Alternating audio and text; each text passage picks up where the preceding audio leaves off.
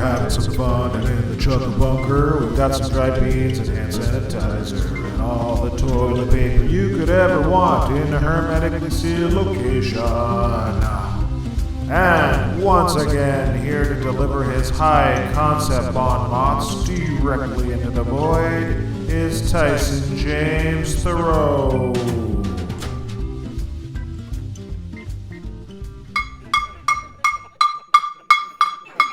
Thanks, healthcare workers and delivery people. Is anyone else still doing this? It's still 7:30, right? I don't just have the wrong time? No?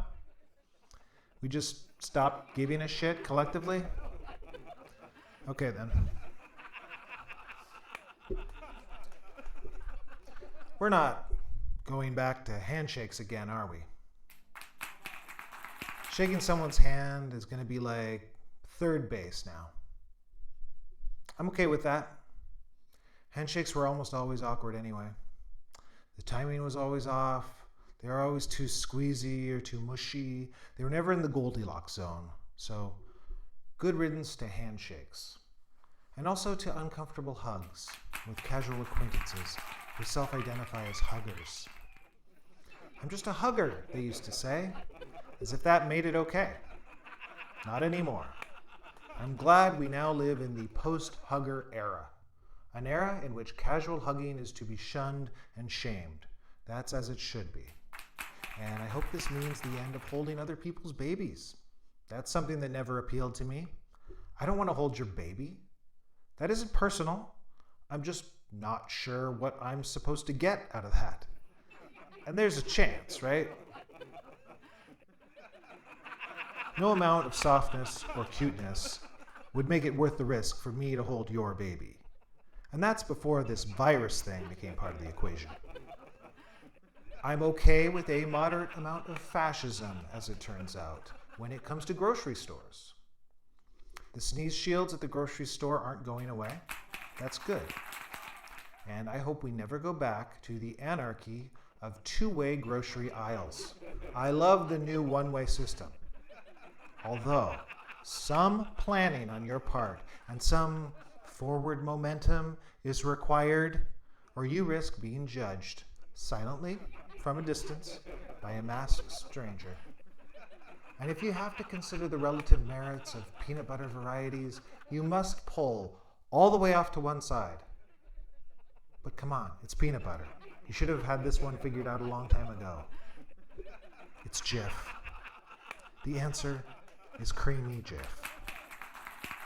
But the pandemic isn't all good news. Bowling was just barely hanging on as it was, and it's hard to imagine anyone getting back into that anytime soon, which is kind of a bummer. I know the ancient Naugahyde rental shoes and the grimy finger holes might seem even more off-putting now, but I'll miss knowing bowling is there to scratch that once-a-decade bowling itch. Also, while overall crimes are down, weird crimes are going up all over the place, and definitely around here, like the recent race-based hate-breathing incidents we've seen in this neighborhood. One thing that better not come back is the prowler/burglar/thief that walked into our house the other day. That's right. They walked right in the back door and helped themselves to some cash and some clothing while I was home. Right here in the Chuckle-Bunker, which left me feeling so violated and betrayed by Michael Moore, who led me to believe that in Canada, it isn't necessary to lock one's door. Maybe with the masks and the shields and the mass unemployment and everything, society is inevitably hurtling towards some apathetic, everyone for themselves, Warriors-esque new reality. Or maybe this pandemic is just hastening the culmination of capitalist malevolence. Well, I guess it's worth it if I don't have to hold anyone else's baby. First responders, come out and play. Screw you, neighbors. Recorded live at the Chuckle-Bunker for an all-cat studio audience. somewhere in Ottawa, Ontario. That's up there